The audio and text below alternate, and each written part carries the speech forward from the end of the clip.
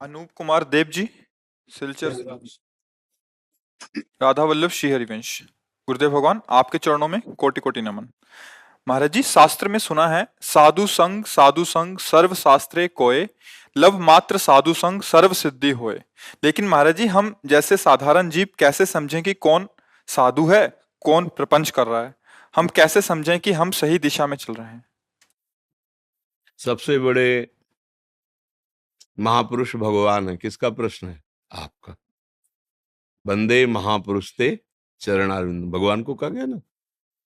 ध्येयम सदा परिभवग्नम अभीष्ट दोहम, तीर्थास्पदम शिविरंच नुतम शरण्यम, भृत्यार्तिहम प्रणतपाल भवाब्दिपोतम, वंदे महापुरुष ते चरणारविंदम।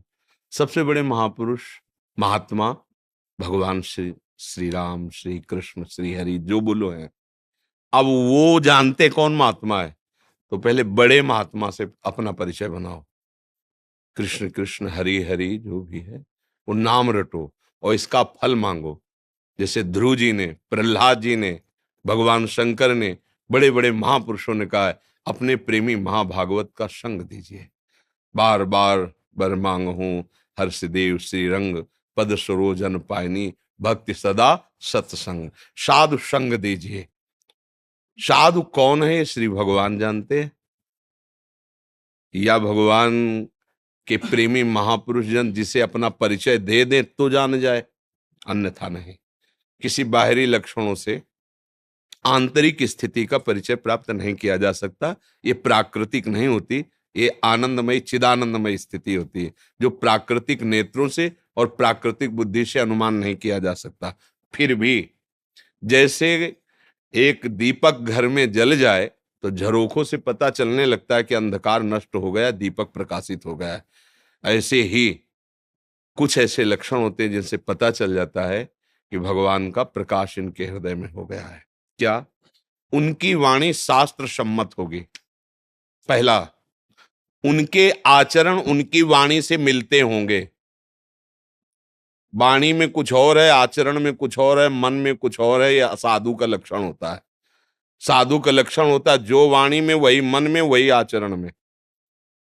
तीसरा, जिनके दर्शन मात्र से ऐसा लगने लगे कि ये मेरे हैं। मैं पहली बार देखा हूं लेकिन लग रहा है मैं बहुत परिचित हूं, क्योंकि जो बहुत परिचित प्रभु है उनके हृदय में प्रकाश, एक अलौकिक आकर्षण, एक अपनापन, एक सहज अपनापन। चौथी बात, उनके समीप बैठने से जलन पैदा हो जाए अपने दोषों की, कि मैं कितना निकृष्ट हूं, मैं ऐसा गंदा आचरण करता हूं, मैं ऐसा नीच आचरण, मैं इसको त्याग दूंगा। जिनके समीप जाने से गंदे आचरण, गंदी वृत्तियों के त्यागने का उत्साह हो जाए और गंदी वृत्तियां अब सहनशील ना हो, असहनीय हो जाए कि अब मेरे अंदर से दोष हटना चाहिए।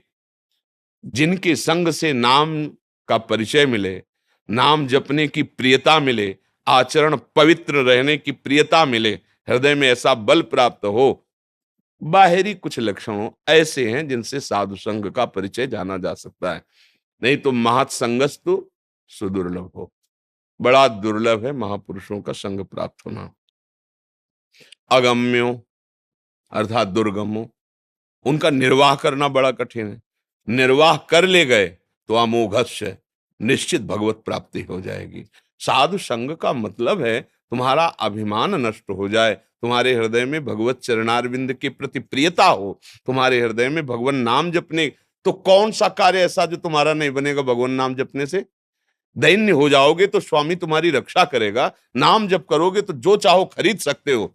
भगवान को भी, अजित को जीत लिया जिन्होंने नाम जप किया। ये बात तो समझनी नहीं।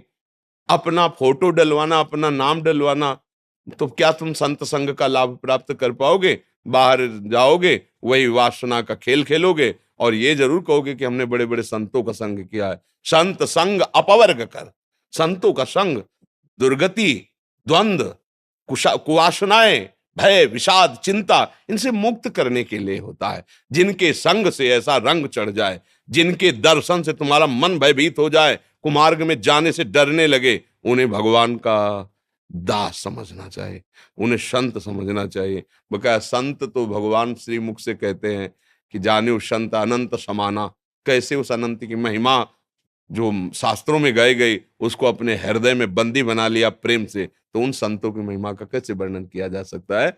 बकाया सरल सहज, जो वाणी में वही आचरण में वही मन में, जिनके दर्शन स्पर्श संभाषण से हमारा हृदय निर्विकारिता की तरफ चलने लगे, भजन प्रियता बढ़ने लगे, जिनके देखने से शांति और ऐसा लगने लगे कि जो मैं खोज रहा था मुझे मिल गया, मुझे विश्राम मिल रहा है। बस यही संतों की बाहरी पहचान। आंतरिक तो ठाकुर जी कृपा करके समझावे तो समझ आवे, नहीं बाहरी प्राकृतिक बुद्धि से अनुमान नहीं लगाया जा सकता कि 21 कोटि के कैसे महापुरुष हैं। वो तो उस स्थिति का महापुरुष हो और या वो स्वयं अपना दर्शन करावे उस भाव का, तो वो अधिकारी हो तब उसका अनुभव हो। तो ये है, ऐसे बाहरी लक्षणों से नहीं जाना जा सकता।